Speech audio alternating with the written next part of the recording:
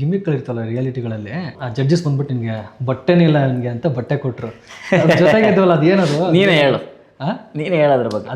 Judge ಬಂದು ಒಂದು ಬಟ್ಟೆ ಕೊಟ್ರು ನಿನ್ಗೆ, ನನಗೆ ಹಾಕೊಳಕ್ ಬಟ್ಟೆ ಇಲ್ಲ, ತುಂಬಾ ಕಡು ಬಡತನ ಅಂತೇಳಿ. ನಾವು ಜೊತೆಗೆ ಇದ್ವಲ್ಲ ಅಲ್ಲಿವರೆಗೂ, ಅದೆಲ್ಲ ಏನದು?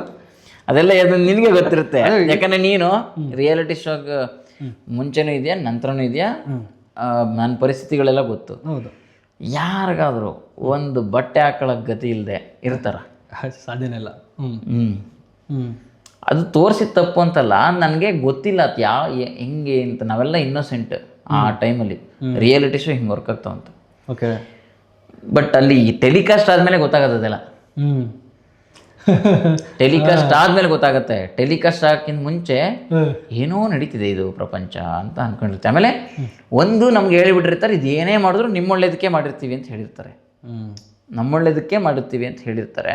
ಹಾಗಾಗಿ ನಾವು ಸಹಿಸ್ಕೊಂಡು ಅದೇನು ತಪ್ಪಿಲ್ಲ. ಅವರವರ ಒಂದು, ಈಗ ನಾವು ಅವ್ರ ಅಂಡರಲ್ಲಿ ಕೆಲಸ ಮಾಡಬೇಕಾದ್ರೆ ಅವ್ರು ಏನು ಹೇಳಿದ್ರು ನಾವು